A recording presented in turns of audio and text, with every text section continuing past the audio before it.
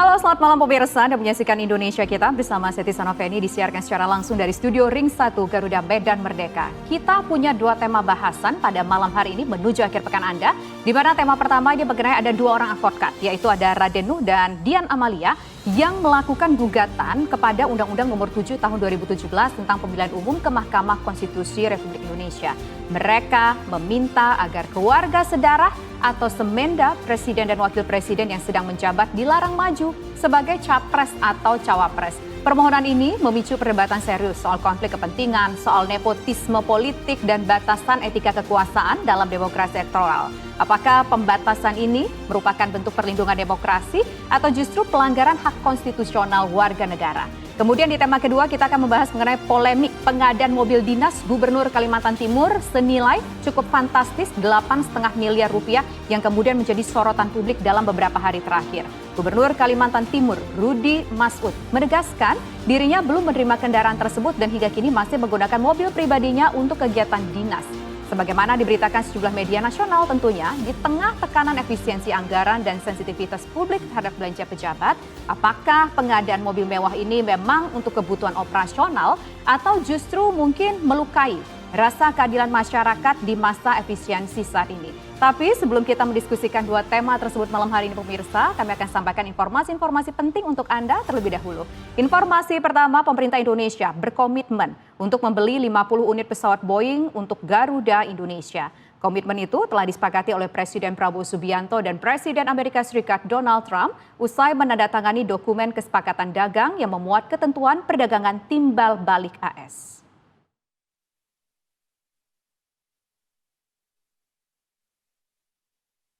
Badan Pengelola Investasi BPI Danantara merespons komitmen pemerintah Indonesia untuk membeli 50 unit pesawat jenis Boeing dari Amerika Serikat untuk Garuda Indonesia. Managing Director Stakeholders Management BPI Danantara, Rohan Nafas mengatakan pihaknya belum bisa memastikan skema pendanaan yang akan diberikan untuk maskapai plat merah tersebut untuk membeli pesawat buatan negeri Paman Sam itu. Namun menurut Rohan, pembelian bisa saja dilakukan dengan berbagai metode, mulai dari memberikan lagi suntikan modal dari Danantara, mengambil dari hasil bisnis yang dilakukan oleh Garuda Indonesia, atau melalui supplier kredit. Sehingga memungkinkan pemerintah membeli pesawat dari pabrikan secara langsung dengan sistem pembayaran ditunda atau dicicil. Rohan juga menyebut sejauh ini Danantara dan Garuda Indonesia memang sudah menyatakan minat dan komitmen untuk membeli pesawat dari Boeing. Namun Rohan mengatakan pihak Boeing belum bisa menjawab terkait jumlah unit pesawat yang mampu diproduksi dalam waktu dekat. Iya teknis kan, artinya kita siap membeli 50. Boeing belum menjawab atau akan menjawab dia mampunya 10 kah, 20 kah, itu belum. Iya. Sources of fund itu kan bisa macam-macam ya. Tadi cuma nyebut dua kan. Ini bukan kita akan ke sana gitu. Tapi kan suppliers kredit juga ada kan. Boeing kita juga bisa nyicil ke Boeing kan. Something like that. Itu semua negosiasi yang nanti harus dilakukan. Saat berkunjung ke Amerika Serikat pada pekan lalu, Presiden Prabowo Subianto dan Presiden Donald Trump menandatangani dokumen kesepakatan dagang bertajuk Toward a New Golden Age for the US-Indonesia Alliance yang memuat ketentuan perdagangan timbal balik AS. Salah satu poin kesepakatan dagang tersebut berbunyi Indonesia wajib melakukan pengadaan pesawat komersial serta barang dan jasa terkait penerbangan senilai 13, miliar dolar AS atau sekitar 227,9 triliun rupiah. Dalam kesepakatan tarif dagang tersebut, Indonesia berkomitmen membeli 50 unit pesawat dari pabrikan AS yakni Boeing, sebagaimana tercantum dalam kerangka Agreement on Reciprocal Tariff yang telah disepakati kedua negara.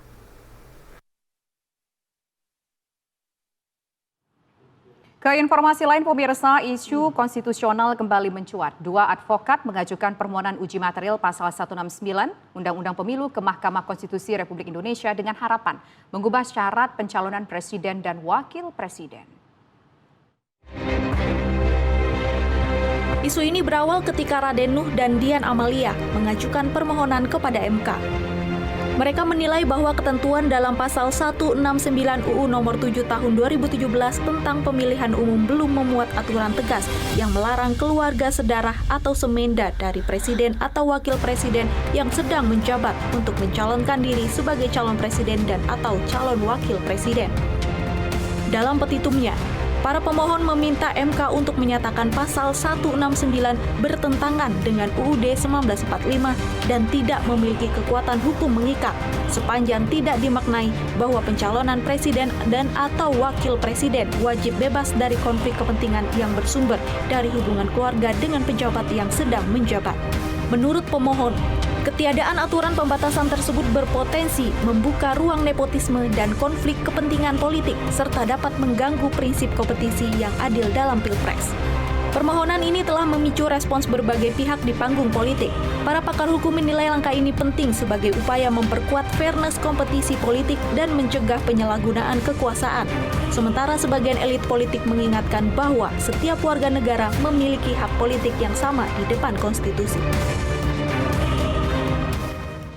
Dan pemirsa, untuk membahas mengenai gugatan dari dua orang advokat ini ke Mahkamah Konstitusi, pemirsa, kami sudah berbincang ataupun sudah bersama dengan 3 orang narasumber yang bergabung bersama kami. Saat ini ada 2 orang di studio, yaitu ada Bang Faldo Maldini selaku Ketua Bidang Komunikasi Politik PSI. Selamat malam, Bang Faldo. Mbak Tisa, terima kasih sudah hadir. Kemudian juga ada Mas Agung Baskoro selaku Direktur Eksekutif Trias Politika. Selamat malam, Mas Agung. Dan saat ini secara virtual melalui sambungan Zoom juga sudah bergabung bersama kami ada Mas Aryo Seno Baguskoro selaku Juru Bicara PDI Perjuangan. Selamat malam, Mas Seno. Suaranya tidak terdengar, mungkin bisa di-unmute? Ya, selamat malam, selamat malam. Oke, terima kasih Mas Seno. Nah, pertama saya langsung aja menuju ke Bang Faldo. Bang Faldo, gimana respon PSI kemudian ketika melihat ada 2 advokat yang datang ke MK untuk mengajukan judicial review atas Undang-Undang 169 supaya orang-orang yang berafiliasi ataupun sedarah dengan presiden dan wapres itu nggak bisa maju, terutama presiden dan wapres yang tengah aktif. Ini kayaknya ditujukan mungkin desas-desusnya, ya kita sebut aja lah, ke mungkin Gibran atau mungkin ke Kaisang ataupun juga ada kaitannya dengan PSI. Iya, sebenarnya kan ini bukan soal anak presiden ya Mbak, tapi ini soal hak warga negara. Bahwa yang kita tahu apabila hari ini anak presiden dilarang, besok bisa jadi anak kepala desa juga dilarang. Sedangkan demokrasi kita tidak pernah membatasi itu. Dan di konstitusi kita jelas, kita semua punya hak untuk dipilih dan hak untuk memilih. Itu yang pertama. Dan yang kedua, kita juga tahu bahwa orang itu kan nggak pernah memilih lahir dari siapa. Ya gimana orang bisa daftar jadi anak presiden, atau saya tidak mau terlahir Tuhan sebagai anak presiden gitu kan, nggak ada. Gitu. Dan kami kira diskriminasi bisa terjadi apabila begini, bahwa kami bersolidaritas di PSI untuk melawan diskriminasi. Dan apabila ini terjadi, ini akan menjadi sebuah diskriminasi di era modern. Perjuangan kami adalah melawan diskriminasi itu, dan konstitusi kita jelas terkait hal itu. Dan yang ketiga Mbak Tisa, presidennya sudah ada. MK di pasca Orde Baru ada kan Undang-Undang KKN waktu itu kalau nggak salah, dan MK telah memutuskan tidak boleh, bahwa hak politik yang dibatasi itu tidak bisa diwariskan. Jadi kami kira MK pun telah membuat sebuah putusan, dan kita dalam bernegara ini sepakat bahwa setiap orang hukum itu harus setara. Sehingga yang menurut kami banyak orang bilang ya gugatan memang hak warga negara menggugat. Mungkin ya sah aja gugatan gitu Mbak, tapi kan substansinya nih yang kami kira keliru. Kenapa? Karena Anda mencoba untuk membatasi itu, dan kami adalah partai yang melawan diskriminasi. Bagi kami, jika persoalannya nepotisme, Mas Gibran misalnya, contoh, Mas Gibran kan nggak ditunjuk langsung. Beliau ikut pemilu, beliau tarung. Ya, yang nepotisme atau dinasti itu kan langsung ditunjuk, langsung jadi presiden, langsung jadi wakil presiden. Ini kan enggak. Tapi kan ini khawatirnya ada kaitannya, misalkan bisa mendapatkan akses untuk menggunakan fasilitas-fasilitas tertentu, bisa memberikan pengaruh-pengaruh kepada pemilih melalui penguasa yang sedang eksis pada saat itu. Bagaimana menjawab hal tersebut? Iya, sebenarnya sih kecurigaan politik itu wajar ya dalam dunia politik, apalagi kita berbicara elektoral Mbak. Tapi kalaulah yang dicurigai adalah soal ekses-ekses tersebut, ya peraturannya yang kita kawal, pemilunya yang bersih yang kita kawal. Jadi ibarat kalau sakit, yang sakit itu kepala, jangan pakai obat sakit perut gitu loh. Sehingga kami kira apabila kita penuh kecurigaan, hukum kan nggak bisa dipakai untuk kecurigaan. Hukum itu harus tegak lurus untuk semua orang. Jadi dengan begitu Anda mungkin bisa menuduh atau mencurigai ya lembaga negara. Tapi kan Mas Gibran itu kan terpilih di pemilu. Ya, gimana caranya Anda tidak mempercayai orang yang terpilih dalam pemilu? Beliau tarung, beliau debat, beliau kampanye, ya kan? Atau nanti siapapun lah, anak presiden, anak wakil presiden, atau siapapun itu. Jadi tidak ada orang yang ditunjuk langsung tiba-tiba ujuk-ujuk jadi penguasa, nggak ada di Republik ini. Dan nggak ada negara manapun di dunia ini yang pengen begini. Karena demokrasi itu nggak gitu loh Mbak. Ya kalau seandainya Indonesia pengen begitu, ini mungkin kita pertama kali sedunia ini Mbak. Canggih juga kadang-kadang kita ini berdemokrasi. Tapi kan sekali lagi Mbak, bahwa jangan lupa juga presiden yang akan mencalonkan di periode kedua bisa kena juga nih gara-gara ini. Iya kan? Nggak boleh dong. Gitu. Karena kan Anda harus dibatasi. Nah gimana? Sedangkan konstitusi kita membatasi 2 periode. Jadinya kan agak aneh gitu. Makanya Anda boleh menggugat, sah gitu. Tapi substansi Anda mungkin keliru menurut kami. Baik, PSI. Sekarang saya ingin menuju ke Mas Seno. Mas Seno dari PDIP sendiri bagaimana kemudian merespons soal 2 gugatan dari advokat ini? Ya, makasih Mbak Risa. Jadi prinsipnya sebenarnya sudah betul ya kalau teman-teman itu menggugatnya ke MK. Biar perdebatannya itu konstitusional gitu loh. Tafsirnya tafsir hukum, tafsir konstitusi, kira-kira apa pemaknaan Mahkamah Konstitusi soal konflik of interest. Kan ini kita belum ngerti detailnya ya. Artinya apakah presiden yang dimaksud di sini ini presiden yang sedang menjabat atau wapres yang sedang aktif menjabat atau bagaimana. Nah misalnya kalau memang ini adalah sedang aktif menjabat, maka kekhawatirannya itu kan adalah soal konflik of interest. Karena dalam praktiknya kan memang konflik of interest itu sulit dihindari kalau memang ini presiden menjabat, lalu kemudian atau wapres menjabat, kemudian ada keluarga atau relatifnya yang maju di dalam pemilu presiden. Itu membatasi konflik of interest itu juga rumit juga gitu. Bagaimana kehadiran presiden di satu titik atau dia datang saja ke titik yang baru saja dilakukan sebagai titik kampanye, ini dianggap konflik of interest nggak? Nah, dalam permaknaan itu tentu kita tidak akan selesai kalau perdebatannya di ranah politik. Maka buat kami, saya rasa saya setuju bahwa memang hak konstitusional kita itu mengizinkan semua orang untuk memiliki hak memilih dan dipilih. Tetapi soal konflik of interest itu harus ada rambu-rambu dan pagar yang jelas. Dan dalam hal ini nggak bisa dibawa di dalam perdebatan politik. Karena kira-kira perdebatan politik itu ya akan terus-menerus tergantung situasi dan suasana dan pendirian sikap masing-masing partai politik. Tetapi kalau dalam konteks ini dibawa ke Mahkamah Konstitusi, buat kami sudah tepat. Kita akan menghormati hak dan kewenangan serta keputusan MK. Kira-kira apa pendapat teman-teman dan para hakim di MK soal konflik of interest yang mungkin muncul dan bagaimana memitigasinya dari awal. Saya rasa posisi kami sementara itu di situ.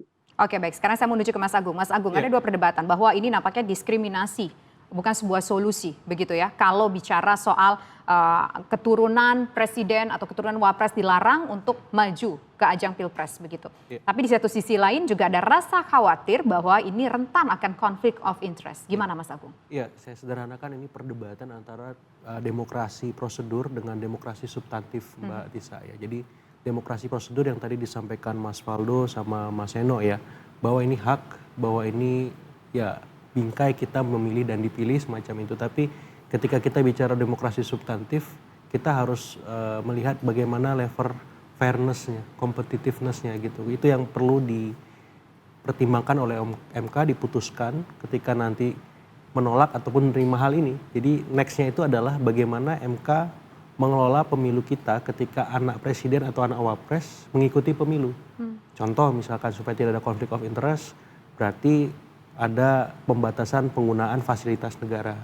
Ada pengawasan sangat intensif aparatur negara supaya tidak dimobilisasi.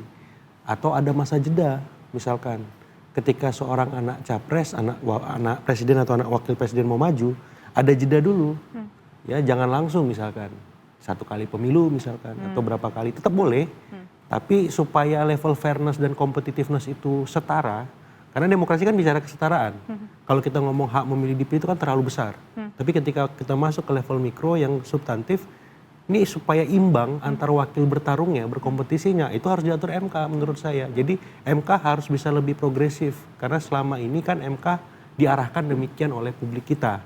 Apalagi kemarin MK sempat gaduh ya sejenak dengan penunjukan anggota Hakim MK yang baru.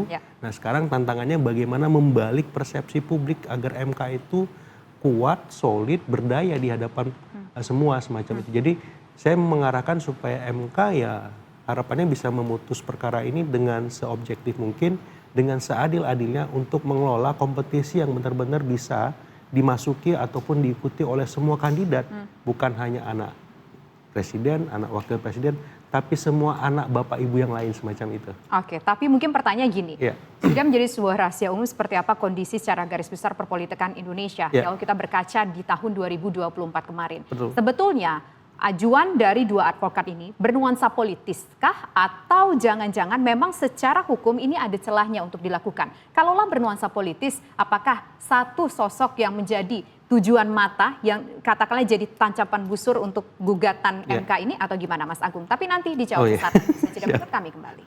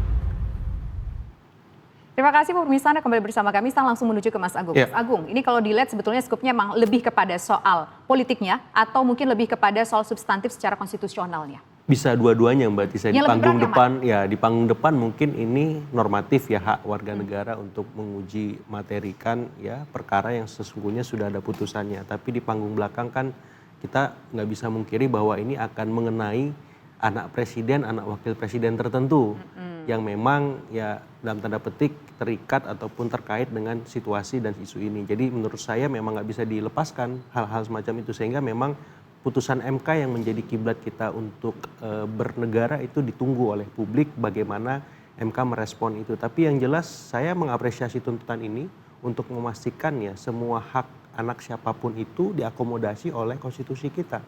Dan memang selama ini kan kita sering melihat ada beberapa pihak ataupun kelompok yang diuntungkan karena memang mereka punya privilege lebih awal ketika mengikuti kompetisi tertentu, apakah atas nama dia Mas punya Agung popularitas. bilang bahwa Gibran punya privilege di awal, anak Pak Otomatis. Jokowi punya privilege di Mas awal. Gibran, kemudian Mbak Puan, Mas Ahaye. Banyak yang kena kan? Iya Setiap semuanya, partai- semua anak-anak presiden pasti akan kena ini.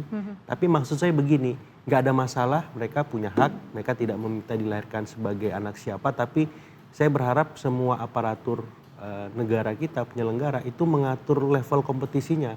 Bagaimana memastikan anak-anak yang lain bisa mendapat ya kualitas kompetisi yang sepadan dengan anak-anak presiden, wakil presiden ini. Supaya apa? Publik kan bisa menilai, evaluasi apakah sistem kita bernegara, sistem kita berkonstitusi ini sudah fit and proper untuk semua. Oke. Jangan sampai hanya sebagian saja yang diuntungkan, sementara sebagian yang lain hanya sebagai pelengkap penderita seperti itu. Oke. Tapi kalau kita bicara soal tadi ada sebuah kata conflict of interest. Iya. Kalau kita berkaca pada 2024 kemarin, apakah memang terlihat sekali ada conflict of interest di sana? Ada yang menggunakan sesuatu dengan kekuasaan sehingga ini membuat dua orang advokat tadi mengajukan gugatan ke MK? Otomatis Mbak Tisa ya, kenapa? Karena kan suka atau tidak, misalkan ambil contoh Mas Gibran yang bertarung di 2024 itu sudah dapat efek namanya Jokowi efek. Oke. Sementara yang lain dengan waktu yang sangat mepet, pendek, itu akan sangat sulit mendapat efek-efek lain. Nah, kayak saya bicara level kompetisi itu seandainya misalkan masa kampanye diperpanjang misalkan, ataupun pengawasan terhadap penggunaan fasilitas negara, aparatur negara dan seterusnya itu diatur sangat ketat oleh Bawaslu, DKPP dan seterusnya MK semacam itu supaya apa? Supaya tidak ada dugaan-dugaan ya pelanggaran ataupun kecurangan yang mungkin saja mengemuka yang dilakukan oleh katakanlah anak presiden, anak wakil presiden dan seterusnya di masa-masa mendatang semacam itu. Dugaan itu kan relevan karena memang kita tahu berapa hal terjadi semacam itu dan saya kira pencegahan ataupun mitigasi dari gugatan yang dilakukan oleh dua advokat ini menurut saya hal yang cukup progresif ya dan harapannya tidak mengulang apa yang terjadi di 2024 karena kita sudah bisa mengevaluasi dan MK saya kira juga demikian punya catatan-catatan khusus bagaimana proses kemarin memang ada kekurangan, keterbatasan tapi karena sudah selesai kita lalui maka ke depan harus lebih baik kekurangan dan keterbatasannya bisa diminimalkan semacam itu. Oke, saya langsung menuju ke Mas Faldo. Mas Faldo atau Bang Faldo, ada soal conflict of interest di situ yang dikhawatirkan karena nggak bisa dipungkiri bahwa ketika Mas Gibran maju 2024 kemarin ada istilahnya Jokowi effect yang mengupgrade nama Mas Gibran pada saat itu. Iya, sebenarnya kalau menurut kami ya conflict of interest itu kan secara definisi itu menggunakan jabatan publik untuk kepentingan personal, bukan untuk ikut pemilu. Ya, jadi dalam hal ini orang ikut pemilu tuh belum tentu conflict of interest, bahkan tidak conflict of interest, gitu loh. Kecuali nih Pak Jokowi mengubah konstitusi langsung tunjuk, nah itu kepentingan personal atau dia perpanjang lagi atau apapun itu. Nah kan pemilu ini jadi tempat untuk equalize itu loh Mbak, untuk membuat itu jadi lapangan gitu. Sama Mas Agung bicara soal fairness. Ya fairnessnya itu di pemilu gitu, bukan malah melarang orang untuk maju karena orang tuanya. Mungkin dikhawatirkan ketika proses kampanyenya di situ. Dalam hal ini makanya tadi kan kita semua sama-sama sepakat soal pengawasan yang ketat.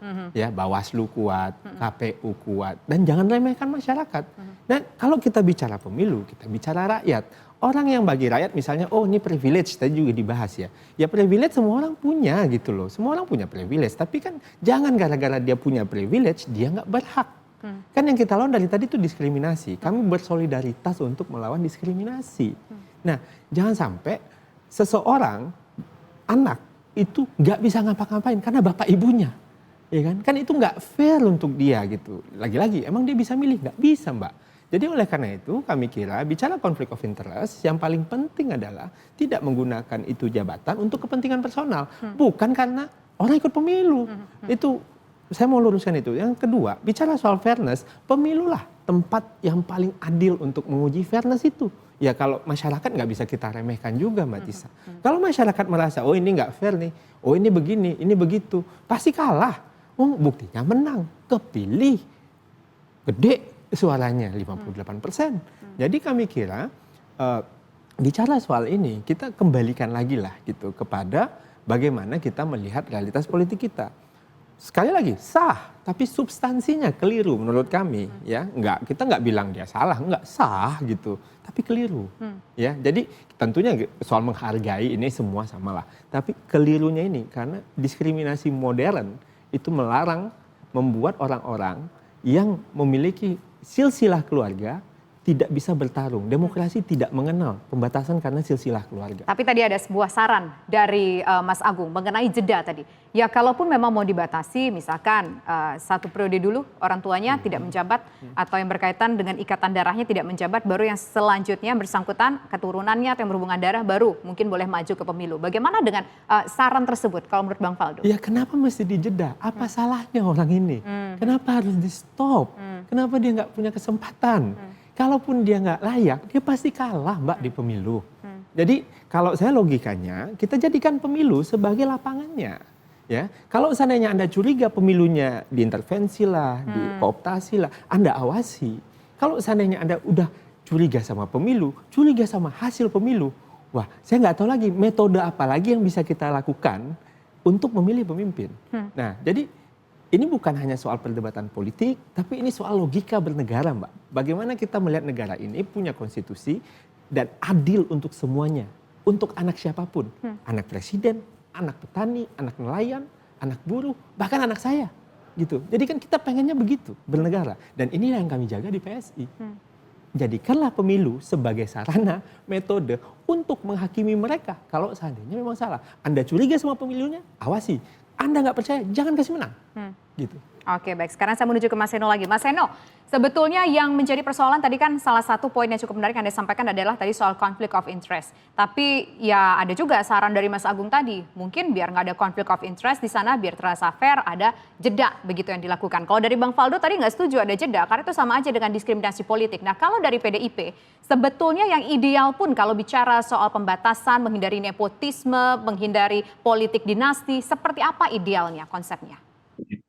Ya ini saya jujur aja seperti terasa dejavu ya Mbak dengan perdebatan yang sangat ramai di tahun 2024 ini kan menyoal soal substansi etika ini gitu loh. Ini kan seperti kembali lagi ke situ gitu. Tetapi ada bagusnya juga karena ini ada bedanya dengan 2024 yaitu karena pembahasan peraturan ini dilakukan 3 tahun menjelang pemilu. Kalau di 2024 itu kan hampir setahun sebelum pemilu itu baru aturannya berubah oleh Mahkamah Konstitusi juga. Maka saat ini bolanya kembali ke MK, ada waktu untuk kita semua bisa berpikir dan berdiskusi, dan justru lebih sehat seperti ini gitu menurut saya. Nah sehingga MK lah yang kemudian punya kewenangan untuk mau nafsir kira-kira bagaimana. Karena gugatannya masuk ke MK nih, bukan dalam konteks hukum positif di DPR untuk penyusunan undang-undang terkait ini. Nah dalam konteks itu Mbak, saya rasa kenapa kok saya bicara conflict of interest? Karena konsep yang saya ingatkan di awal tadi, ini kira-kira tafsirnya adalah untuk anak atau keluarga presiden dan wapres aktif atau yang sudah tidak aktif nih. Ini kan pertanyaannya itu dulu. Kalau misalnya lagi sudah tidak aktif, itu gimana? Itu. Atau ini hanya untuk presiden dan wapres aktif? Kan kita masih belum clear di situ. Ini kan detail-detail yang masih harus didiskusikan. Nah, kenapa saya bicara seperti di awal tadi? Karena memang pengalaman unik demokrasi kita di Indonesia ini memang baru pertama kali ada keluarga presiden aktif yang maju sebagai kandidat ya baru di 2024 kemarin. Justru itulah kenapa kemudian ada perdebatan dan diskusi semacam ini. Karena memang kalau konteksnya masih aktif, itu kan ya gimana? Saya katakan tadi, hadir satu tempat saja bisa maknanya macam-macam. Satu orang menginterpretasikan itu bukan pemilu, ini tugas sebagai kepala pemerintah, kepala negara. Pihak lain kalau ini konteksnya pemilu karena sangat sensitif, bisa saja menganggap itu adalah suatu bentuk dukungan. Nah, ini kan jadi sangat baur gitu, sangat bias dan sehingga sulit untuk menafsirkan kalau tidak ada jurinya. Maka di sini sudah tepat, jurinya adalah MK, basisnya adalah konstitusi. Pijakan PDI Perjuangan ada di konstitusi. Kalau kami clear seperti itu. Oke, jadi pijakan PDI Perjuangan memang tadi disampaikan terakhir kalimatnya adalah di konstitusi. Tapi sampai sekarang kita juga masih mempertanyakan, sebetulnya kami sudah berupaya untuk menghubungi 2 orang penggugat, advokat 2 orang penggugat tersebut. Namun sampai dengan dialog ini berlangsung, yang bersangkutan belum ada satupun yang confirm, begitu Mas Seno. Tapi begini, mungkin pertanyaan yang juga menggelitik untuk dijawab oleh PDIP, kalau ini kan ada 2 nih yang kita masih bertanya-tanya, apakah satu presiden yang masih menjabat anaknya boleh maju ke capres ataupun cawapres, atau yang pernah jadi presiden anaknya boleh atau tidak boleh maju ke capres dan cawapres. Nah, kalau dari PDIP sendiri, apakah di poin kedua yang dirasa lebih masuk akal ke sistem politik Indonesia, ke konstitusi Indonesia, atau bagaimana, Mas Seno? Ya kalau misalnya dalam konteks presiden tidak aktif misalnya, lalu ini ada keluarganya, presidennya kan sudah nggak punya kewenangan untuk mengelola anggaran negara, nggak punya kewenangan mengelola fasilitas negara yang sudah tidak aktif ya. Sehingga ya mirip konsepnya dengan yang ditawarkan oleh Mas Agung tadi misalnya dengan jeda atau apapun namanya. Tapi yang jadi masalah kan kalau memang sedang menjabat lalu ada anggota keluarganya yang maju sebagai kandidat untuk menggantikan posisi di mana sang orang tua ini sedang menjabat. Ini kan yang jadi persoalan yang rawan konflik of interest itu di situ. Nah, bagi kami biasa saja semua orang memang punya hak itu secara normatif, kami sadar secara prosedural punya hak memilih dan dipilih yang setara. Tetapi kalau ngomong substansi memang ini sangat banyak. Kami bisa saja membahas berbagai persoalan yang kami anggap ini bagian dari konflik of interest. Ini bagian dari konflik kepentingan antara ayah dan anak, antara penguasa dan pihak yang diuntungkan misalnya. Tetapi itu kan sudah selesai kita bahas di 2024 kemarin. Buat kami ya itu, pandangan kami itu ya sangat rawan gitu. Interpretasinya bisa macam-macam. Tetapi kan nggak tahu pandangan MK seperti apa. Maka ini adalah arena yang sangat baik, sangat pas buat kami. Kami justru sangat menunggu bagaimana tafsiran MK. Membenarkan nggak pandangan kita di 2024 dulu, atau justru ada pandangan berbeda yang kita memang harus sama-sama belajar. Kita tunggu, Mbak. Oke, Mas Faldo atau Bang Faldo tadi disampaikan ya. Kalau ideal ya menurut Mas Seno, kalau yang maju ketika di pemilu itu orang tuanya ataupun entah ibunya tidak lagi menjabat ya sah-sah saja. Karena di situ nggak ada conflict of interest, nggak ada akses untuk sejumlah fasilitas-fasilitas ataupun juga mungkin privilege. Tapi tadi Bang Faldo mengatakan kalau itu dilakukan sama saja artinya melakukan diskriminasi. Karena nggak ada orang yang bisa memilih ketika dilahirkan di keluarga siapa dan pada saat itu tempusnya bagaimana. Gimana Bang Faldo? Iya, saya kira perbedaan yang melihat ini ya biasa aja gitu loh Mbak. Tapi dalam hal ini tentunya yang menjadi titik tekan kami bahwa PSI hadir untuk melawan itu. Untuk melawan diskriminasi bagi siapapun, termasuk orang untuk ikut berpolitik. Dan kami kira dengan adanya diskusi ini juga akan membuat orang-orang juga sama-sama sadar. Kita jangan terlalu kejam kepada orang-orang yang telah mengabdi kepada Republik ini, gitu kan? Ya taruhlah ini kita asumsikan bukan orang yang directly gitu, ya. Tentu politically Bu Puan, Bu Mega fine, Pak AHY, Pak SBY fine, Pak Jokowi nggak fine. Emang boleh hukum kita begitu? Nggak bisa, Mbak. Menurut saya ya. Dan dalam hal ini tentunya kita berharap MK ini, ya MK sebagai panglima lah untuk menjaga konstitusi kita ini, tentu mempertimbangkan secara matang yang sebelumnya sudah ada presidennya yang dikeluarkan oleh MK.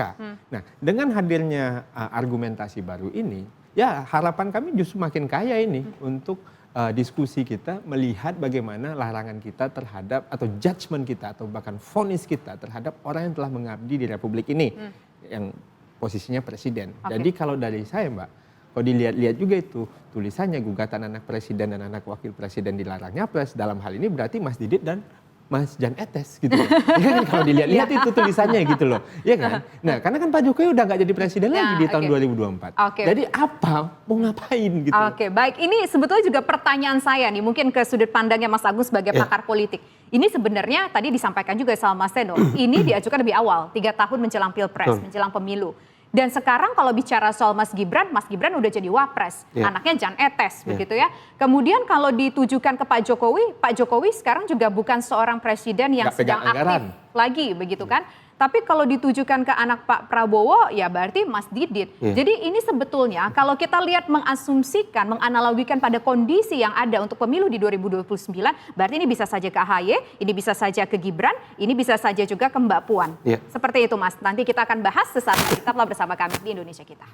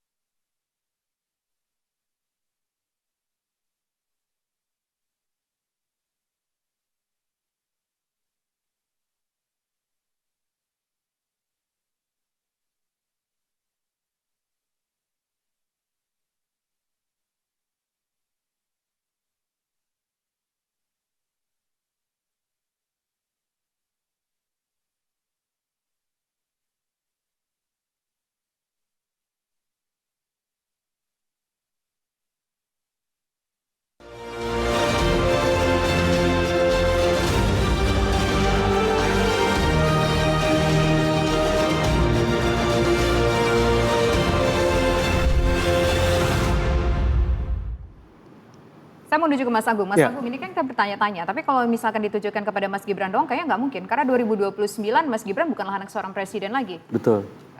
Berarti bisa dikatakan untuk Mas AHY, Mbak Puan, dan Mas Gibran sekaligus. Apa sih sebetulnya dituju dari sudut pandang politik ketika ada 2 orang advokat datang ke MK?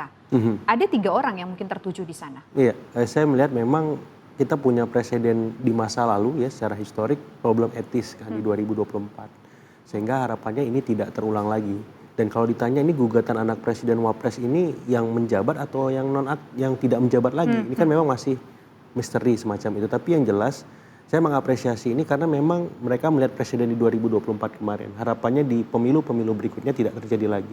Yang kedua, suka atau enggak secara sosiologis demografi masyarakat kita ini Mbak Tisa memang masih didominasi pemilih-pemilih non-rasional.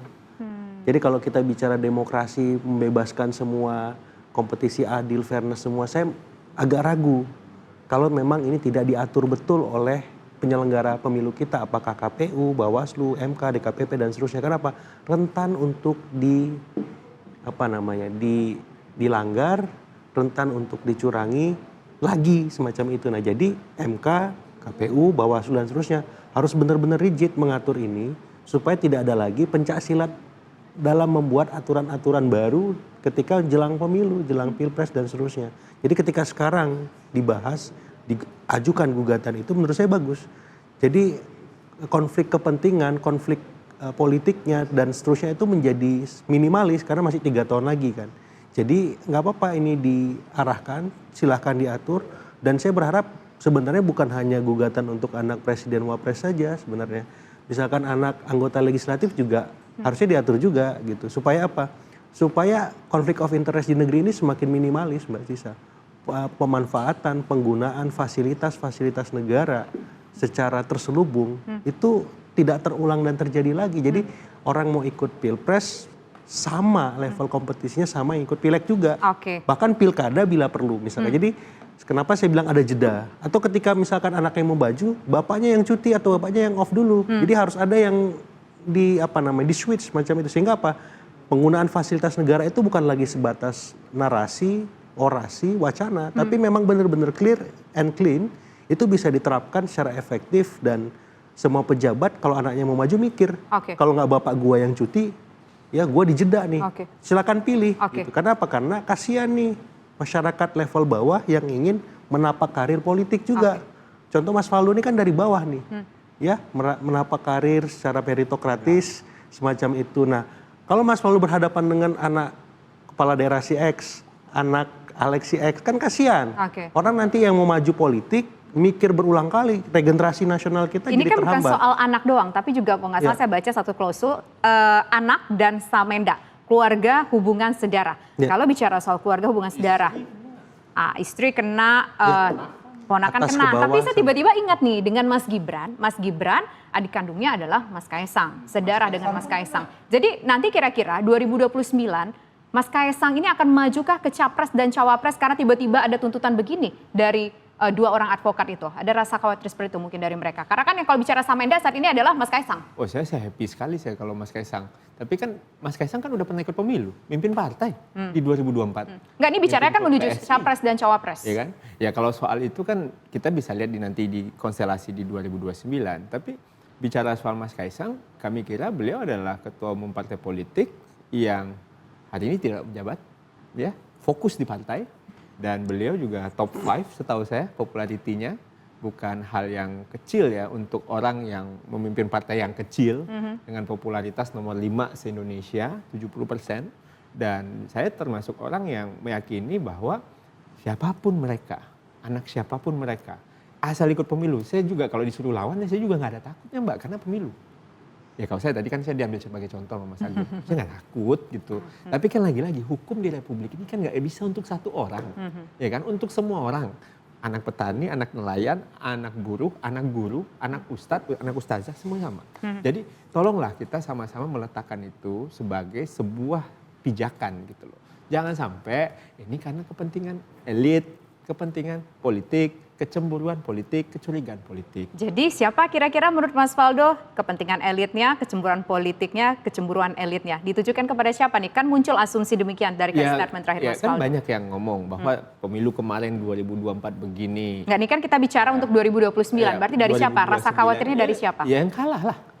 Sesimpel itu kalau saya melihatnya. Jadi, Yang kalah siapa berarti? ya yang tidak bersama Pak Prabowo. Oke. Ya, jadi kalau seandainya gara-gara kalah pemilu Anda gugat ini aneh juga. Oke. Ya, yang nggak bersama Pak Prabowo kan salah satu partai pengusungnya adalah dari partainya Mas Seno. Anda yang gitu. mengatakan Ya, demikian? gitu. Saya nanya ke Mas Faldo, yang nanya tidak ke Bang bersama Faldo. Pak Prabowo. Yang tidak bersama Pak Prabowo. Jadi kalau seandainya gara-gara itu, ya jangan dong. Jangan gara-gara tidak menang, ya tidak evaluasi diri, malah ubah administrasi. Ini kan administrasi nih. Nggak menang. Berarti Administrasi. menurut Bang Faldo bahwa dua advokat ini diminta oleh elit-elit tertentu? Nggak. Ya saya percaya sah. Silahkan. Harusnya mereka diundang, Bu. Kita undang ke sini, tapi sah, Kita undang, tapi tapi nggak keliru. Nah itu dia, mungkin sibuk, Mbak, atau tarawih gitu Oh, iya, kan. bisa jadi. Jadi maksud saya, jangan sampai, ini poinnya saya, jangan sampai hukum ini berlaku untuk 1 orang, 2 orang, 3 orang, itu mah nggak hukum namanya, gitu baik. loh. Ini kita bernegara loh ya. Oke. Terakhir saya menuju ke Mas Seno. Silakan Mas Seno, closing statement Anda dari PDIP begitu. Ini ada muncul statement nih dari Bang Faldo tadi bahwa ini bisa saja 2 orang advokat ini tampak-tampaknya bukan pure memang dari hati mereka, tapi mungkin juga ada settingan dari elit tertentu, dari orang yang tidak bersama dengan Pak Prabowo, dari orang yang dulu kalah. Kalau Bang Faldo mengatakan demikian, kita sudah terpikirkan ini tampaknya ditujukan kepada Enggak siapa? lah. Silakan Bang Seno. Bukan Mas Seno. Ya berat, yang pasti kalau semua dikira kami ya, kan nggak begitu juga lah urusan kami nih. Nggak mikirin soal pemilu menang kalah aja, Mbak. Artinya ini pemilu masih jauh gitu loh. Dan hari ini kalau ada masyarakat sipil yang mau menggugat itu, membahas soal itu, ya kita hormati mereka lah. Mereka kan juga punya kedaulatan sendiri, nggak semua orang itu bisa setir-setir. Toh saya rasa ini memantik perdebatan diskusi publik yang sangat menarik hari ini. Semua orang jadi membicarakan soal ini, membicarakan soal aturan. Toh sebetulnya yang perlu diperbaiki itu menurut saya bukan nambahi atau mengurangi aturan. Kalau ini logika saya, yang harus diperbaiki itu justru adalah moral hazard hari ini kita semua ini loh. Yang hari ini menjadi masalah gitu. Bagaimana kalau kemudian aturannya sudah banyak, tiba-tiba nanti toh diatur-atur lagi gitu, dengan sesuai dengan selera kekuasaan. Ya nggak ada gunanya juga kita berbicara panjang lebar seperti ini.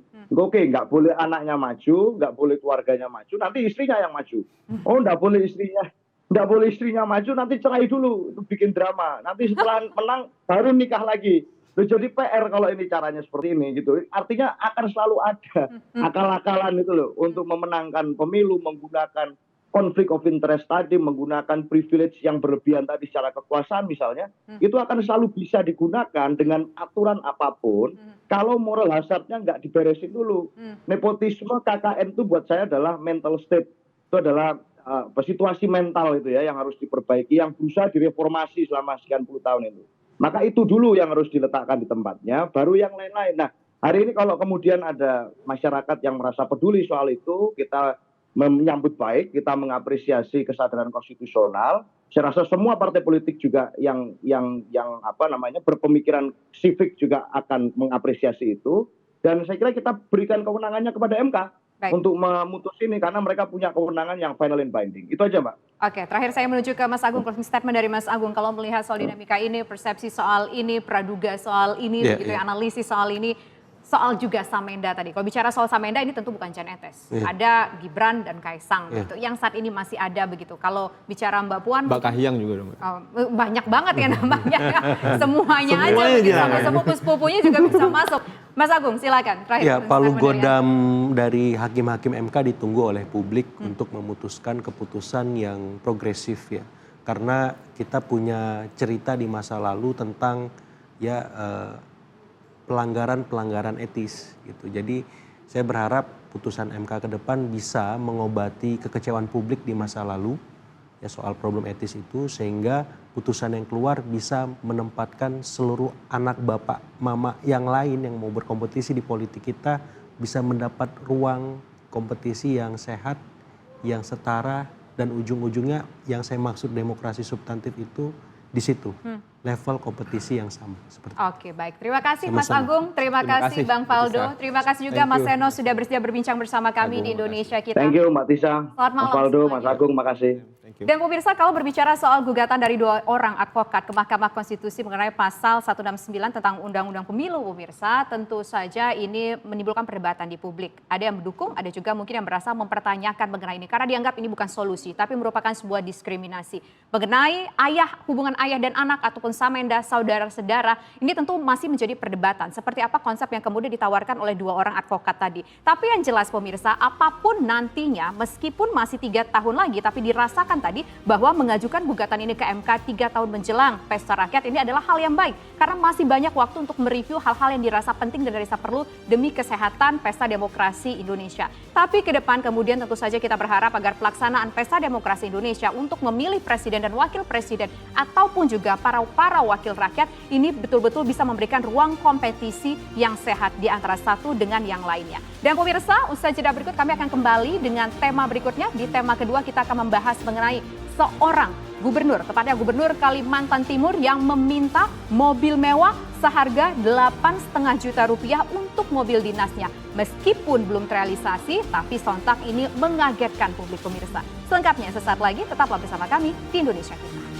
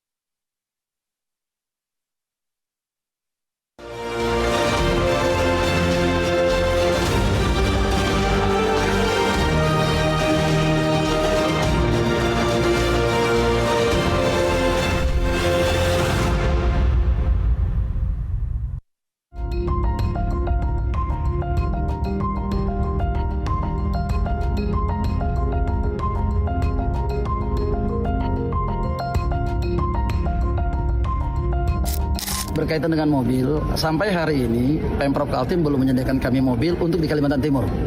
Jadi tidak ada mobilnya. Mobil yang ada hari ini adalah mobil pribadi kami pergunakan.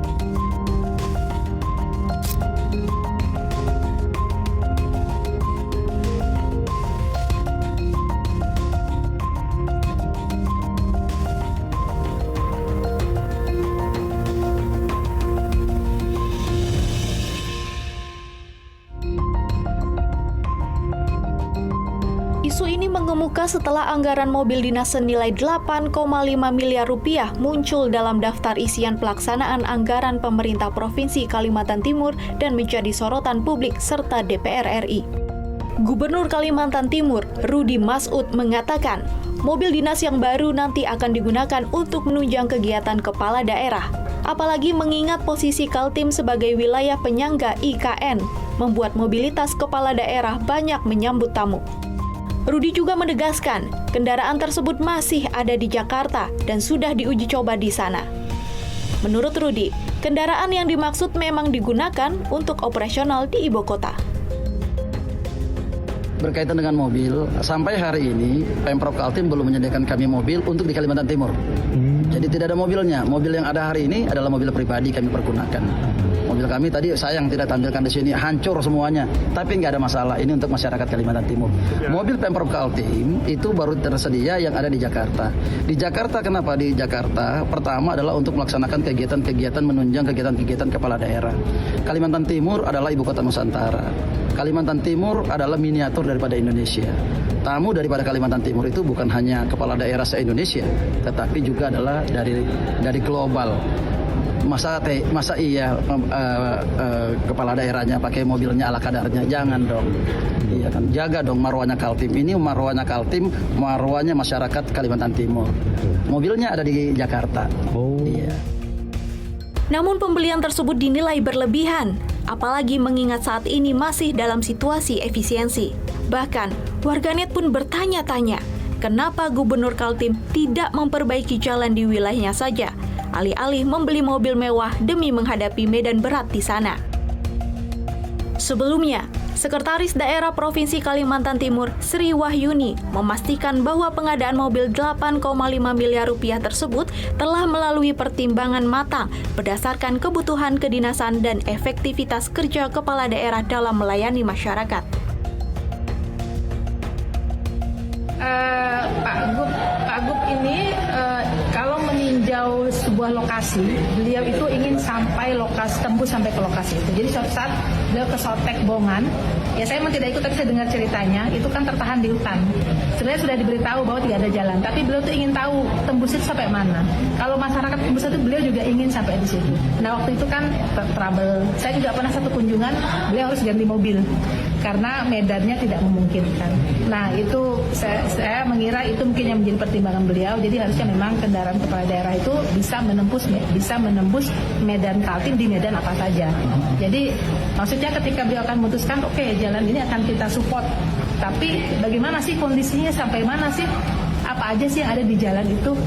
Ya kan, karena ini terkait dengan membuka ekonomi baru bagi Kaltim, karena itu yang merupakan konektivitas antar provinsi. Kan beliau berpikirnya bukan untuk sekarang, untuk nanti kalau itu dibuka berarti dari wilayah mana aja langsung Kaltara sudah menunggu, IKN sudah menunggu. Nah karena berapa kali terjebak itu, makanya keinginannya sebenarnya itu. Jadi bagaimana kepala daerah itu bisa menembus, tidak ini nggak bisa lalu nggak lewat gitu. Padahal kan justru kalau tahu kondisi bisa mengambil kebijakan ya, terkait dengan infrastruktur itu. Ia menegaskan bahwa kendaraan operasional tersebut bukan sekedar fasilitas mewah, melainkan sarana vital untuk menjangkau wilayah dengan karakteristik geografis ekstrim di Kaltim. Namun pernyataan ini bertolak belakang dengan pernyataan Gubernur Kaltim yang menyebutkan bahwa mobilnya akan digunakan di Jakarta.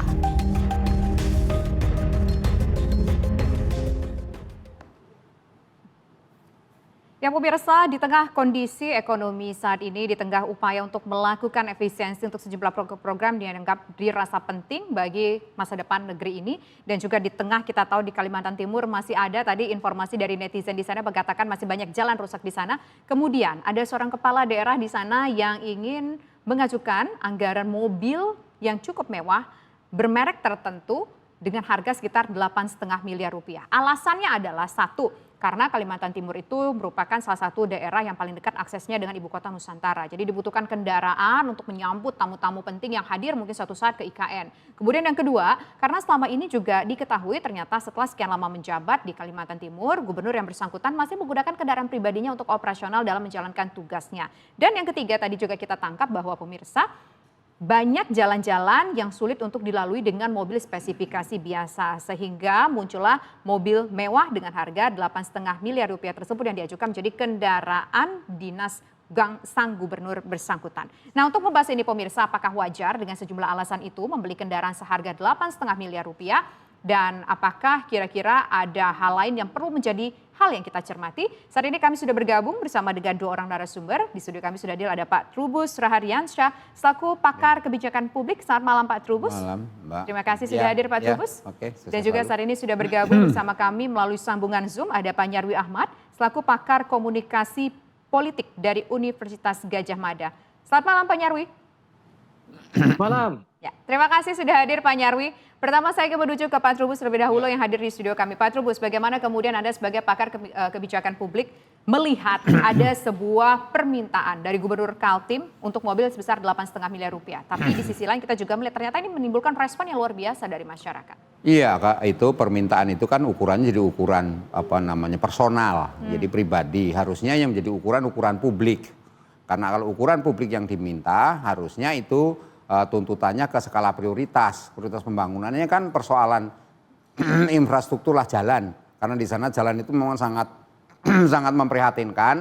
Karena itulah kemudian masyarakat menghendaki gitu kalau itu jalannya aja dulu daripada membeli kendaraan. Yang kedua bahwa memang kendaraan mewah ini kesan yang muncul adalah masalah leadership jadinya kan. Jadi ingin menonjolkan sebagai orang yang istilahnya dengan alasan karena IKN ada di situ, kemudian juga menerima tamu-tamu dan sebagainya, itu kan pertimbangan-pertimbangan menurut saya lebih kepada pembenaran ya, bukan sesuatu yang sifatnya faktual.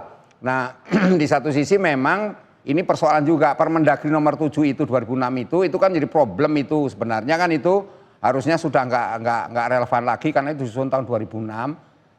Nah, menurut saya itu pemerintah harus segera mencabut itu sehingga tidak dijadikan alasan argumen bagi kepala daerah yang dengan kondisi yang minim kemudian meminta anggaran yang lebih besar dari dengan alasan bahwa itu memang kepala daerah itu boleh 3.000 cc ke atas atau 4.500 cc seperti itu.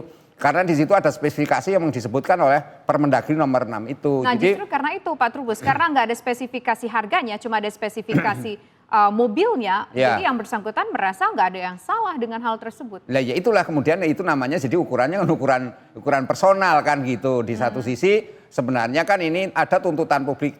Saya melihat bahwa masyarakat di Kaltim itu sudah berubah. Dia ada generasi mungkin milenial, generasi Gen Z dan berikutnya mungkin Gen Alpha sudah menuntut satu perubahan sesungguhnya itu. Di mana kemudian mereka berani menyampaikan kritik-kritik. Kalau misalnya selama ini yang didengung-dengungkan adalah efisiensi katakanlah value for money, tetapi yang terjadi kemudian kan dalam prakteknya tidak seperti itu. Nah, itulah yang kemudian masyarakat merasa istilahnya kurang srek kalau orang Jawa atau menyebutnya itu mungkin sebagai sesuatu yang dipaksakan gitu, dipaksakan untuk hidup. Nah, ini kan juga mencederai apa yang sudah dilakukan oleh Presiden dalam hal ini ada yang namanya retret kepala daerah. Okay. Nah, kemudian juga bagaimana kemudian Mendagri juga sudah berkali-kali memberikan satu arahan agar hidup yang sederhana mengingat situasi masyarakat yang memang sedang berubah seperti ini. Nah, ini kan hal-hal yang harusnya menjadi catatan. Menurut saya memang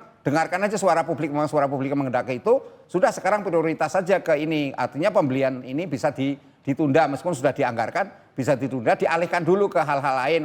Memang prestasinya selama ini gubernur ini cukup gemilang, Mbak, dalam arti ya kita juga mengakui itu artinya sisi pendidikan juga ada gratis, banyak sekali pendidikan gratis.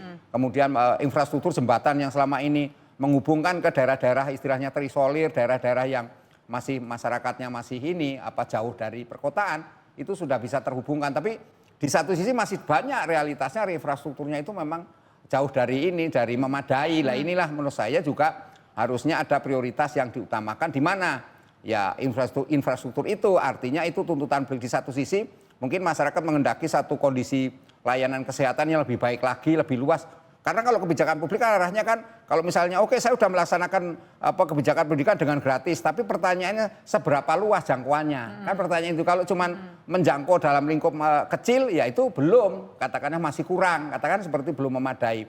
Atau kalau misalnya dalam bidang kesehatan baru didirikan puskesmasnya ada 10 Pak, sementara harusnya puskesmas yang ada harus 100. Nah, ini kan sesuatu yang harusnya juga menjadi pertimbangan, Pak. Artinya apa? Memang ukuran yang sekarang diminta oleh publik sekarang adalah ukuran publik, Mbak. Rasa keadilan publik atau rasa tuntutan publik itu lebih menempatkan kepada segala sesuatunya itu lebih ada dialogis, ada semacam ya inilah partisipasi publik di dalam membuat kebijakan itu. Ini kan kelihatan sekali menempatkan 8,5 miliar itu tidak ada partisipasi publik. Meskipun pihak Pemprovnya sudah menjelaskan, Sekdanya sudah menjelaskan semuanya, tapi itu nggak diterima oleh publik karena publik merasa ngapain itu apa nggak sebaiknya sekarang diajak aja diskusi, didialogkan semua bahwa 8, miliar ini harusnya untuk apa? Sekiranya mungkin untuk yang diperlukan prioritas apalagi. Bisa saja di sana karena masih banyak juga masyarakat yang masih jauh dari ini kan, dari modernisasi atau jauh aksesibilitasnya termasuk kesehatan dan pendidikan lah terutama, dan hal-hal lain yang memang menurut saya memang informasi yang saya terima dengan teman-teman akademisi dan memang masih kondisinya jauh dari harapan itu gitu. Sehingga efisiensi ini kalau menurut saya lebih diprioritaskan untuk kepentingan yang apa namanya ya dirasa untuk memuaskan kepuasan publik itu gitu. Oke. Baik, nah sekarang saya menuju ke Pak Nyarwi. Pak Nyarwi, ini dirasa kurang elok begitu ya seorang gubernur meminta mobil seharga 8,5 miliar rupiah. Meskipun sampai saat ini kita belum tahu di-approve atau tidak. Tapi alih-alih 8,5 miliar rupiah untuk sebuah mobil dengan sejumlah alasan lebih baik digunakan untuk hal-hal yang betul-betul menyentuh kepentingan rakyat, kepentingan publik di sana. Anda melihat dari gaya komunikasi, dari cara kemudian ketika bersangkutan merespon publik mengenai mobil 8,5 miliar rupiah ini, apakah memang ada yang salah di sana? Yang tampaknya mungkin tidak ada rasa sensitivitas secara politik, secara mungkin komunikasi publiknya, atau bagaimana Pak Nyarwi? Enggak, yang pertama ya bisa aja dengan retorika yang mengatakan bahwa misalnya anggaran itu mobil itu sudah dianggarkan, itu mungkin tidak salah gitu ya. Tapi ini kan retorika ini nggak masuk di alam pikiran publik ya. Jadi saya kira gitu kepala daerah Gubernur Kaltim ini kurang sensitif. Ya tadi saya sempat sekilas ya memantau percakapan seminggu terakhir gitu, dan sentimen negatif di media sosial itu luar biasa besar itu. 37% itu saya lihat tadi angkanya. Dan itu luar biasa ya. Yang disorot itu nggak hanya kebijakan soal anggaran mobil ini dianggarkan yang segitu mahal ya. Yang disorot bahkan kemana-mana gitu ya. Misalnya dikritik soal adanya dinasti politik dari Kalimantan Timur gitu ya. Bahkan istrinya Pak Gubernur juga jadi sorotan misalnya begini. Jadi sentimen publik itu luar biasa ya. Jadi saya kira Gubernur harus sudah sensitif ya terhadap hal seperti ini dalam komunikasi maupun dalam pengambilan kebijakan. Bahkan saya lihat juga kemudian kan banyak orang mendiskusikannya membandingkan dengan KDM. Ya kan ada juga kan kemudian kalau KDM dibandingkan walaupun dikritik sebagai gubernur konten, tapi kan lebih terlihat sederhana misalnya begitu. Jadi memang saya kira ini juga harus sangat hati-hati ya terkait dengan kebijakan yang dijalankan maupun apa yang ditampilkan. Karena gini ya, dalam pengelolaan komunikasi publik, komunikasi politik maupun pengelolaan kebijakan oleh kepala daerah itu nggak hanya berbasis pada regulasi yang sudah sah saja, ya kan? Apalagi misalnya regulasi-regulasi yang ada, pertama, yang tadi misalnya Permendagri 2006 itu kan udah lewat, udah jauh ya, hanya mempertimbangkan ukuran tapi tidak melihat misalnya soal kondisi harga dan lain-lain yang di tengah masyarakat yang kondisi ekonominya masih belum baik saja gitu ya. Nah yang kedua misalnya soal gap atau jarak gitu ya antara fasilitas-fasilitas yang potensial dimiliki elit gitu ya termasuk gubernur dengan apa yang dirasakan masyarakat secara umum. Kalau gapnya makin tinggi, saya kira sinisme gitu ya terhadap pimpinan itu makin, termasuk gubernur, kepala daerah di sini juga sangat tinggi gitu. Terlepas bahwa kebijakan yang dilakukan itu bisa jadi tidak salah secara aturan gitu, tetapi itu tidak empatik dan tidak sesuai dengan harapan publik gitu. Dan saya kira Pak Rudi Marsudi ini kan dari Golkar ya. Pak Sarmuji Sekjen Golkar kan sudah juga mengomentari juga itu saya lihat, dan supaya walaupun itu sudah dianggarkan tahun lalu sebaiknya itu jangan dijalankan kira-kira kan gitu, karena itu melukai kan gitu hati dan perasaan masyarakat. Dan jadi artinya ini juga mendapatkan kritik sendiri dari internal pimpinan Golkar kan gitu. Jadi saya kira gitu ya, dan ada logika yang saya kira juga kadang tidak ketemu di sana. Misalnya gini, yang jauh tadi disampaikan Pak Trubus ya, apa yang dihadapi masyarakat di Kalimantan Timur soal infrastruktur ya memang begitu luas ya, ada upaya peningkatan ya, tapi kan harapan masyarakat itu biasanya itu jauh lebih besar ya dibandingkan apa yang sudah dilakukan pemerintah ya. Nah, kenapa tidak misalnya logikanya itu dipakai untuk membangun infrastruktur ya, perbaikan jalan ataupun dialokasikan oleh untuk fasilitas-fasilitas yang lain. Hal seperti ini juga menurut saya argumentasi masyarakat juga cukup masuk akal gitu ya. Nah, yang kedua misalnya tadi ada argumen ini untuk menjaga harkat dan marwah atau martabat gitu gubernur yang ada di daerah IKN. Nah, kalau harkat martabat kan apakah harus disimbolkan dengan mobil semewah itu kan gitu. Jadi argumen-argumen itu sangat lemah sekali gitu loh. Nah, belum lagi hari ini itu kan lagi rame-rame orang selalu berkomentar soal adanya mobil ya.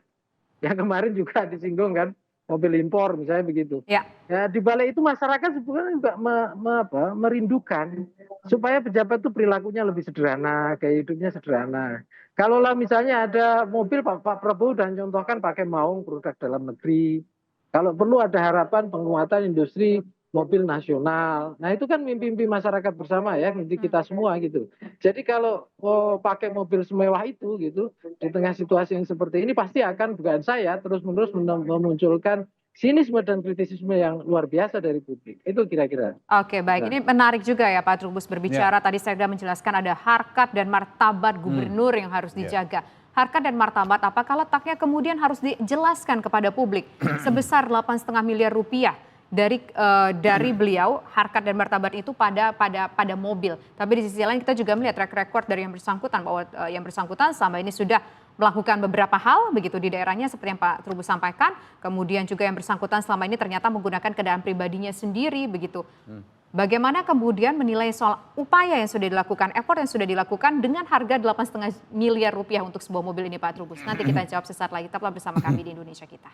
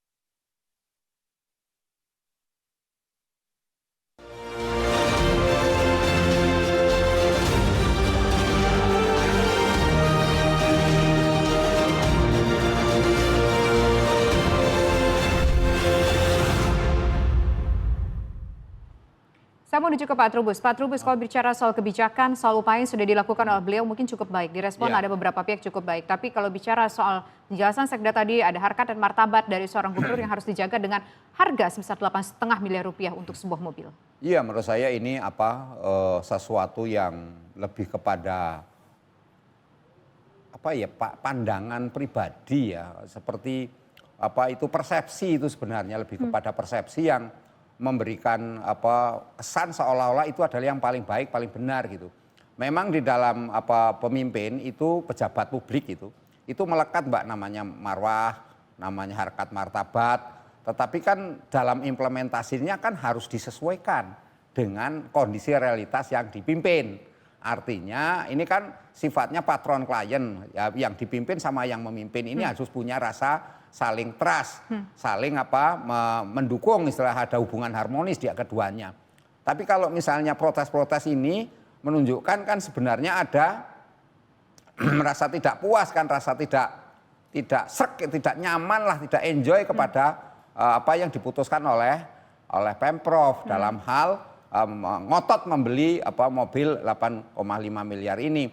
Dan ini tentu dampaknya apa? Ada dampaknya adalah menyangkut trust publik jadinya gitu. Trust publiknya apa? Trust publiknya memandang bahwa apa yang diputuskan Pak Gubernur itu atau Pemprov itu seolah-olah jauh dari kepentingan kehendak publik jadinya gitu. Artinya sesungguhnya namanya pejabat publik kan melayani kebutuhan publik, apa yang menjadi tuntutan publik termasuk keluhan publik juga dia harus mendengarkan. Nah, persoalannya kemudian ketika pejabat publiknya ngotot gitu ya, ngotot seolah-olah itu benar dengan berbagai cara yang mengatakan aturannya sudah memadai dan uangnya juga ada dan belum saya selama ini juga menggunakan mobil pribadi, maka apa yang dikatakan marwah sebagai menjaga martabat, menjaga kewibawaan, menjaga gengsi politik, itu menurut saya sesuatu yang akhirnya malah jadi kontradiktif, Mbak. Artinya apa? Artinya malah masyarakat melihat bahwa itu semata-mata lebih kepada keinginan untuk bermewah-mewahan, keinginan untuk menampilkan sebagai sosok pemimpin yang terkesan arogan, terkesan merasa paling benar. Nah, di satu sisi kemudian publik juga menyoroti perilaku tidak hanya dirinya, tetapi juga menyangkut istrinya yang ramai juga di medsos kan.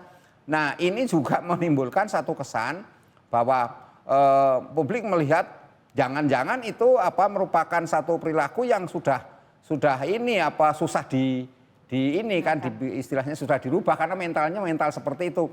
Tetapi yang jelas dari sisi kebijakan publik perlu ada satu investigasi menurut saya dari pihak yang berwenang. Sesungguhnya selama ini bagaimana perilakunya itu, karena situ kan flexing itu kan sesungguhnya nanti berujung kepada perlukah investigasi Pak Trubus karena kan tidak ada tindakan kriminal di sana. Apakah tidak terlalu berlebihan kalau melakukan investigasi? Ya, kalau investigasi itu sifatnya hanya mementakkan menelusuri ya nggak masalah gitu. Investigasi kan tidak berarti ada suatu perbuatan pidana, tidak juga.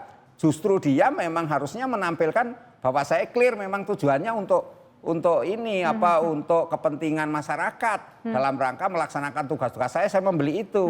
Sehingga dia harus istilahnya ya berkolaborasi dengan istilahnya mungkin aparat penegak hukum untuk mengatakan bahwa saya ini clear gitu. Mungkin pihak KPK atau lembaga kejati kan bisa saja. Jadi di situ untuk membenarkan bahwa apa yang dilakukan itu memang nggak ada hubungannya dengan watak-watak perilaku. Karena kecurigaan publik mesti arahnya ke sana gitu. Karena selama ini sebagai pembanding di mana saja itu selalu watak-watak seperti itu, watak ngotot, watak pengen flexing, watak ingin sesuatu mewah. Itu berujungnya mesti arahnya jadi perilaku koruptif, Mbak. Itu masalahnya itu. Oke, baik. Sekarang saya ingin menuju ke Pak Nyarwi. Pak Nyarwi, dari statement Pak Trubus tadi, apa yang tercermin saat ini kepada publik menunjukkan mengarahkan imajinasi publik, analisis publik bahwa yang bersangkutan punya perilaku koruptif. Bagaimana Pak Nyarwi? Ya, pertama begini Tisa ya, untuk ada tindakan atau potensi tidaknya korupsi itu kan ranah hukum ya. Artinya kalau itu menurut saya kita harus menghormati proses hukum ya. Artinya harus ada bukti, harus ada ini gitu ya, peristiwa hukum yang kemudian memang mengarah ke sana. Saya lebih tertarik pada aspek ini Tisa ya. Kepala daerah itu idealnya menjadi viral. Idealnya ya, ini kan yang kita harapkan karena inovasinya, karena kemampuan pelayanannya, ya kan, karena reputasinya bekerja di tengah-tengah masyarakat untuk membantu pemerintah pusat seperti itu gitu ya, karena berbagai hal-hal yang bagus. Nah ini kan yang terjadi sebaliknya gitu ya, justru viral karena adanya hal-hal yang kemudian menjadi sorotan ya, perilaku misalnya contoh tadi ya, mau rencana beli, walaupun itu masih rencana ya. Mobil mewah ya harganya 8, sekian miliar seperti itu. Nah yang seperti ini kan menurut saya pola komunikasinya yang kurang baik. Ya idealnya begini ya Tisa ya. Memang setiap kepala daerah itu melakukan assessment ya. Kemampuan komunikasi publik ya. Komunikasi publik ini ada 2 level minimal 2 level. Yang pertama adalah pemerintah daerahnya, kinerjanya itu diketahui nggak sih sama masyarakat, didukung nggak sih, dapat kepercayaan nggak sih, dan seterusnya ya. Impact-nya kayak apa di tengah masyarakat gitu ya. Nah itu pemerintah daerah, semua instrumen ya, organisasi perangkat daerah. Nah yang kedua, kepemimpinan tokoh ini, kepala daerah, wakil kepala daerah di tengah masyarakat. Ya sejauh mana gitu ya, apa yang dilakukan, capaiannya dan seterusnya. Dan ini bukan sekedar gimmick-gimmick saja, artinya sampai kemudian masyarakat sini gubernur ngonten enggak gitu ya menurut saya. Tapi memang kinerjanya ditunjukkan gitu loh. Ya ditunjukkan dan benar-benar gitu upaya apa yang dilakukan gitu, bukan kemudian flexing-flexing tadi kata Pak Trubus, termasuk keluarganya ikutan-ikutan flexing dan itu jadi sorotan.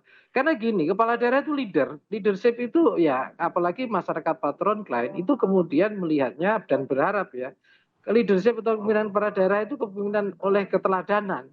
Nah kalau keteladanan misalnya diharapkan efisiensi, diharapkan kemudian ini, tapi kemudian gaya hidup elitnya mewah.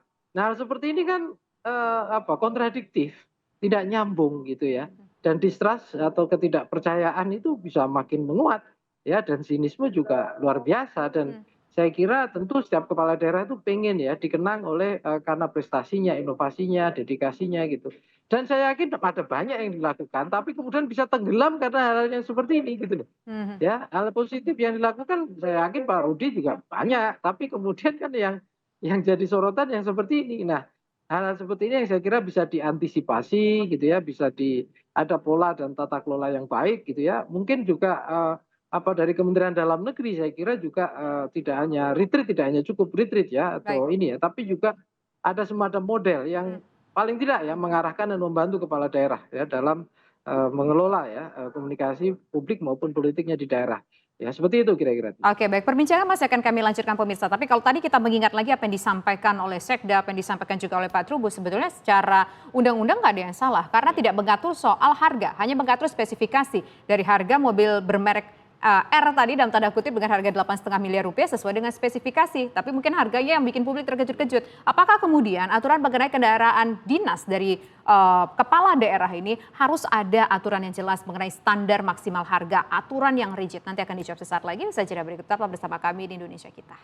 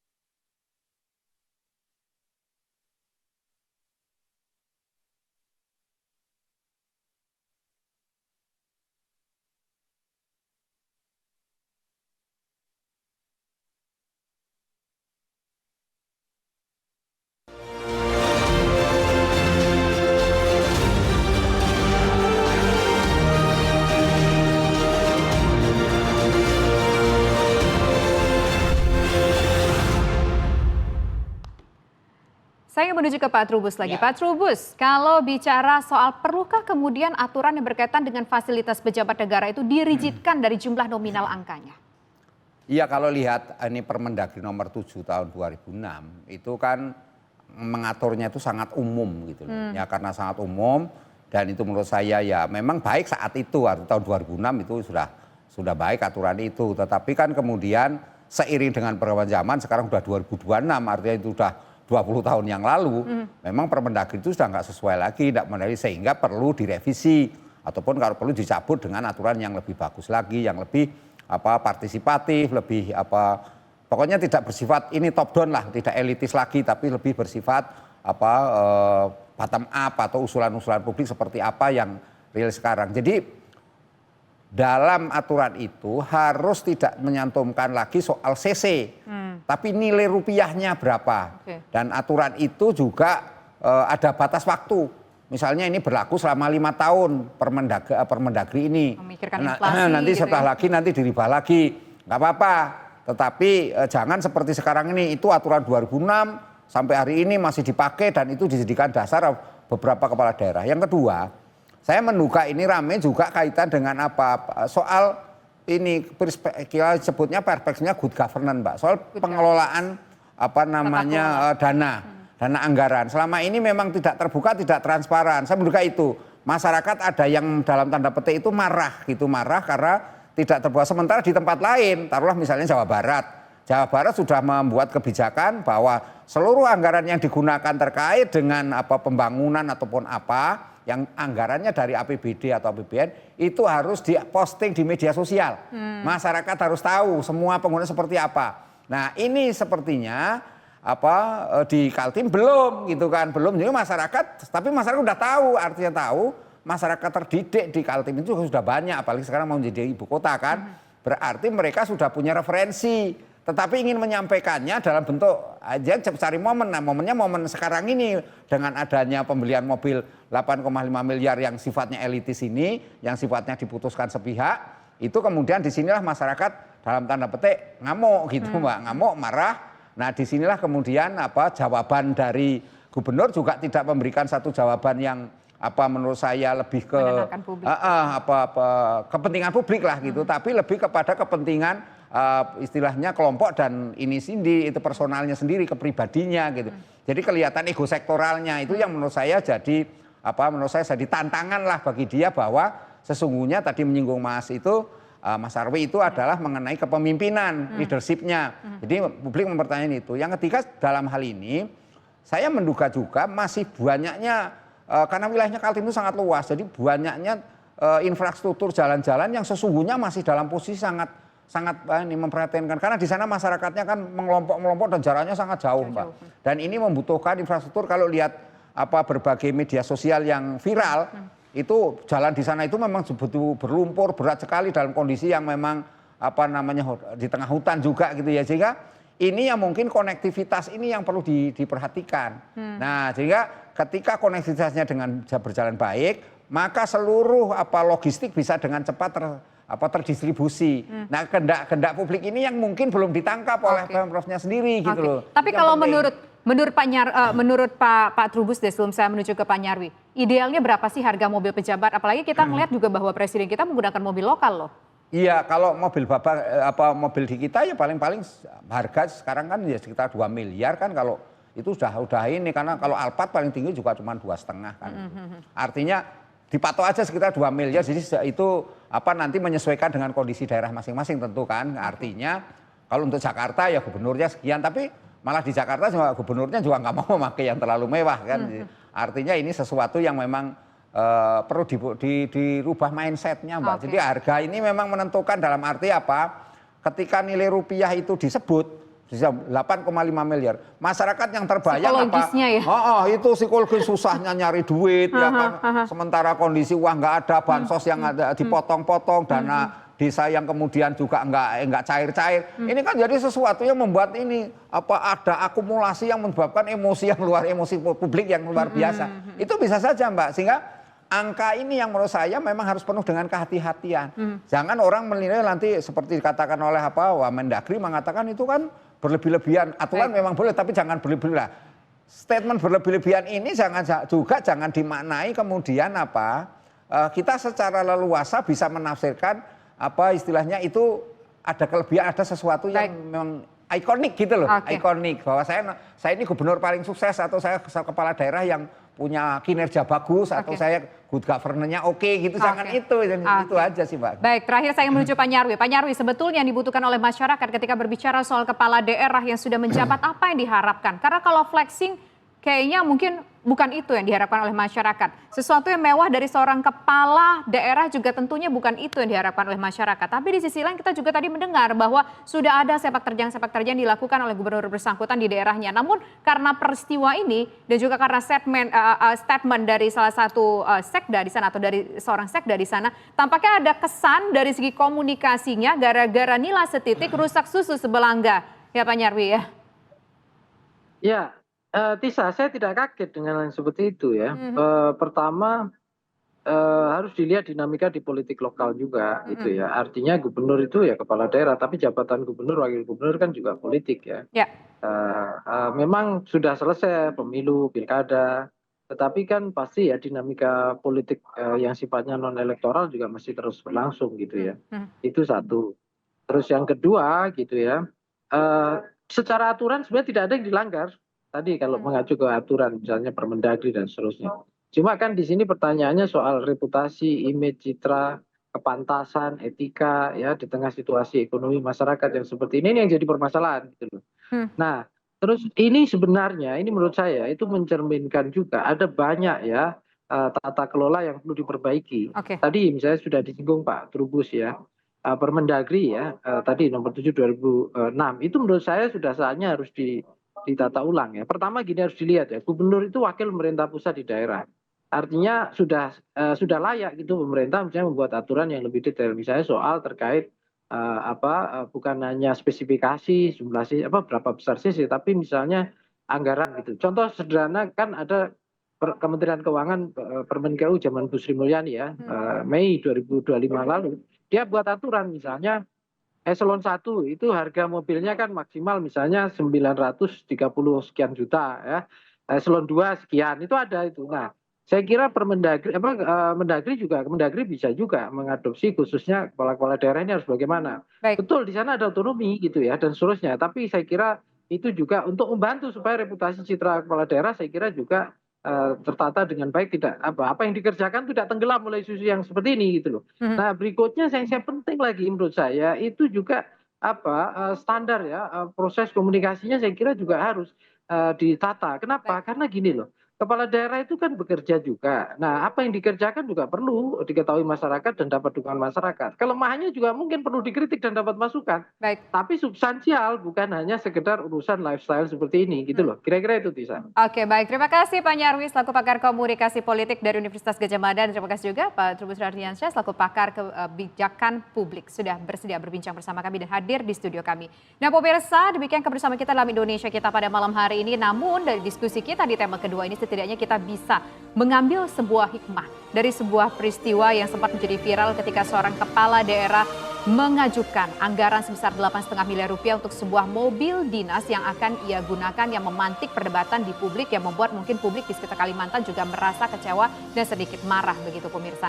Tetapi apapun itu tentu mungkin dari segi aturan pun juga perlu dirigidkan lagi, perlu spesifikan lagi menurut Pak Trubus tadi bahwa mungkin harus ada angka jelas maksimal standar untuk setiap fasilitas dinas yang diberikan kepada kepala daerah itu jumlah nilainya berapa. Bukan hanya sekedar spesifikasi saja yang mungkin bisa ditafsirkan berbeda-beda oleh setiap kepala daerah. Tapi yang jelas dari yang disampaikan Pak Nyarwi tadi bahwa memang menjadi seorang kepala daerah itu bukanlah sebuah tugas yang gampang. Memiliki tanggung jawab yang besar pula. Termasuk juga bagaimana memiliki rasa tanggung jawab untuk melihat bagaimana publik akan memberikan penilaian terhadap atas apapun keputusan yang dilakukan oleh kepala daerah tersebut, termasuk juga ketika kepala daerah tersebut meminta sebuah fasilitas yang dirasakan penting menurut kepala daerah, namun berbeda menurut masyarakat yang menjadi warganya di sana. Demikian kebersamaan kita malam hari ini. Saya Tisa Noveni undur diri. Terima kasih. Selamat malam. Sampai jumpa.